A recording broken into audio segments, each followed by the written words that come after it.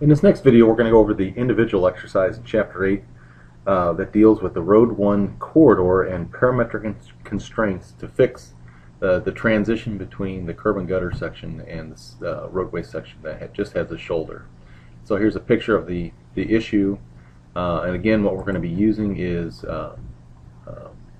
parametric constraints, and the user just needs to understand that the parametric constraints will override a point constraint.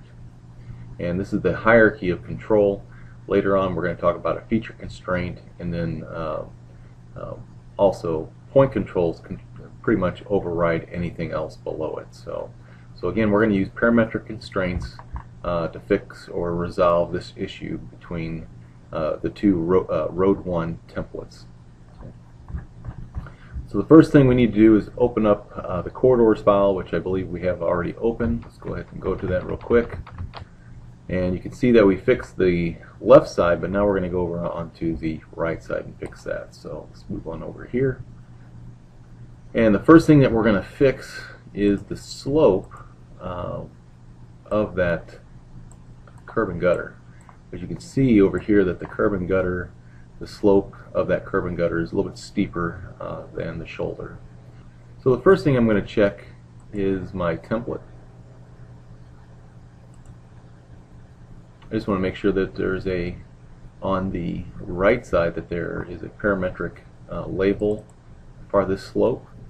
That's called right gutter slope, so we're good there. I'm going to go ahead and close that down. We're going to hit OK to that. And I'm going to go ahead and click on the corridor grip of Road1. It can be any corridor grip for the Road1 corridor. And I'm going to slide on over to the corridor creation tools. I'm going to slide down to create parametric constraint. Okay. And the settings that we're going to be using are in step 4 there. And so we're going to start this parametric constraint at 24 plus 80.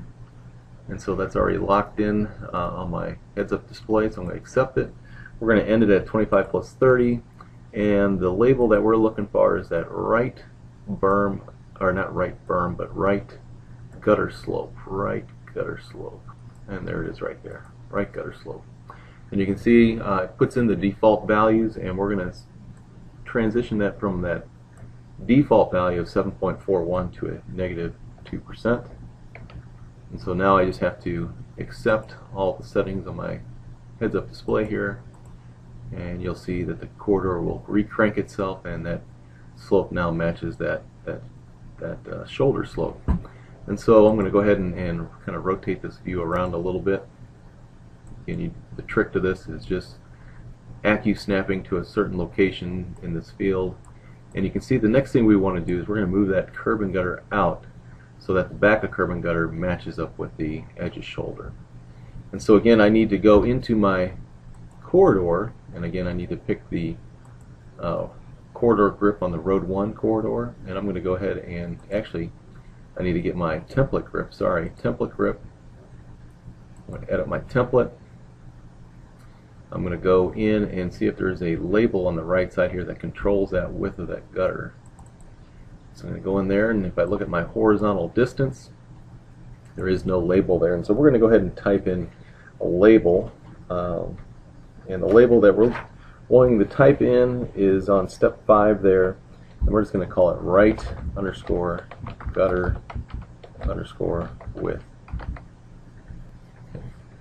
Again, you can literally type anything in there, any type of label, and it will show up in the list once you hit apply and save this template.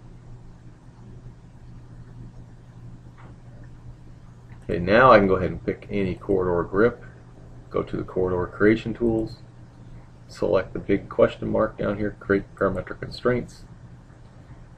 And here's our dialog box for parametric constraints, and we're going to start this one at 25 plus 20.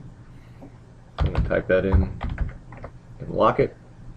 I'm going to accept it. I'm going to go down to 25 plus 30, and then I need to find that new label that I just placed in there, right gutter width. Right gutter width, it's right there. And we're going to change that from its default value of 2.25 out to 3.25.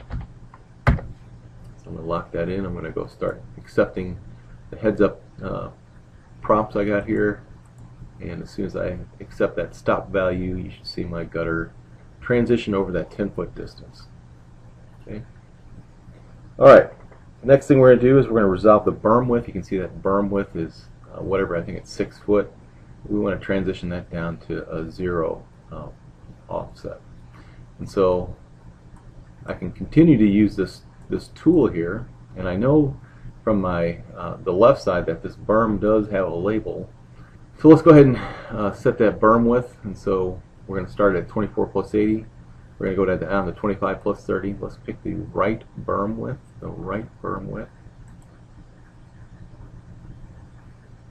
It's going to start off at 6. We're going to go down to 0. Now I just have to accept all my displays out here. You can see that berm width come on in. Alright, let's get to the next thing here. We're gonna make that, if you kind of zoom in, I'm going to zoom in close here. You can see, and I'm going to hit F4 to get out of the tool. And I'm going to come in and use my rotation tool here. Actually snap it to the curb. You can see that berm slash side slope or fill slope is at the top part of the curve, and what I want to do is I want to transition that from the top part of the curve down to the shoulder elevate, or this shoulder elevation right here where the fill slope comes off. And so to do that, this berm is tied to a point that's on the curb and gutter, and I need to break that apart. And so I need to go in and edit my template again. So I'm going to go into my template drop here. I'm going to hit edit, and again I'm editing the template in the DGN. And so when you do that, it really doesn't matter what's listed up here in the top left. Okay. So on this one, and this is the right side here, if I look at this point, you can look in there and you can see that it's part of the right berm and it's part of this right curb as well. And so what I need to do is I need to introduce a point and place it right on top of that point. And then what I'm going to do is come in and I'm going to remove this existing point from the berm. And then once I do that, I'll be able to move that berm up or down along the back curve. And so let's go ahead and do that. So first thing I'm going to do is I'm going to introduce, or actually I'm going to right click on the berm line itself, insert a point.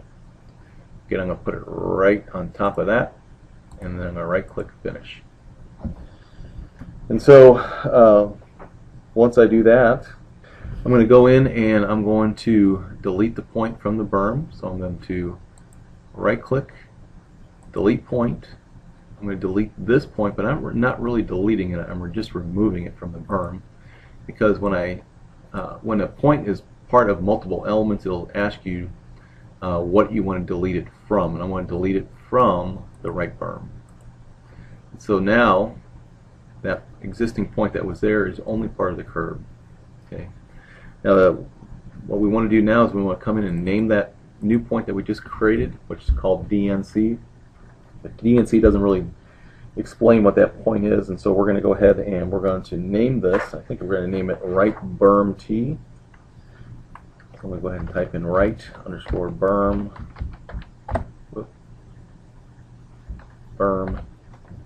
T. Okay, I'm going to hit apply to that. Then I'm going to constrain it to the original point on the back of curve, which is right underneath that same point. I'm going to make it be 0 because I want that point to kind of follow the back of curve when it gets lowered. I'm going to hit apply. And the other thing I want to do is I want to set this up to be a vector offset of these 2 points, this elevation of that right berm point. And so I'm going to do a vector offset. The first thing I'm going to do is set up my vector, which is going to be a straight line from that point to that point. And currently that point up here, that new point that I just created, right berm T, is a negative 0.5540 feet down from that, and that's fine. And the last thing I want to do is I want to set up a parametric constraint label, so I'm going to call it right underscore berm underscore elevation offset. Okay. right berm elevation offset. And once I have it all set up like that, I'm going to go ahead and hit apply to that and close.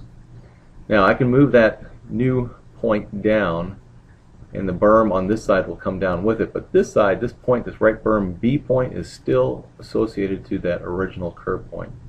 And so all I'm going to do is go in there and I'm going to modify the vertical to reflect or make the vertical have its parent of the new point. So when the new point slides down, this point will slide down with it. So I'm just going to go in there. I'm going to look for, there's our horizontal. Horizontal I don't really need to change, but this slope, I want its parent point to be the new one instead of this old point, which is called a right curved surface back. And so I'm going to go in here and select the new one. Remember, we called it right berm T, and now that curve, that berm point will slide down along with this right berm T point. So I'm going to hit apply and close to that. And let's see here. The last thing, the next thing we're going to do is we're actually going to apply the parametric constraint. So we can go ahead and get out of the library or the template edit here. We can get out of that. And nothing's really happened to our model because we just basically have changed the functionality, how the points look at each other in there. We haven't really applied anything that's going to make a change. But now we are. We're going to come into our corridor grip. We're going to go over to the corridor creation tools, slide down to the big question marks, create parametric constraint. And we're going to start this constraint at 24 plus 80. We're going to go down to 25 plus 30. Remember, we want that new one that we just created, which is called right berm elevation offset. So I'm going to go ahead and accept that. The start value is fine, and I'm going to take it down to 0. And then I'm going to accept that, and you should see our berm move down and be right on the shoulder elevation. And just to kind of show you this, I'm going to go ahead and go back into this view here. You're going to make it active, and then I'm going to go ahead and rotate that view just a little bit, zoom out, and you can see how that berm has gone from the top of curve down to the shoulder elevation over that distance. Okay. So that's all there is for this exercise. We're going to move on to the next exercise where we apply a horizontal feature constraint. We target it in our plan view, and we're going to adjust our pavement width based on that plan graphic.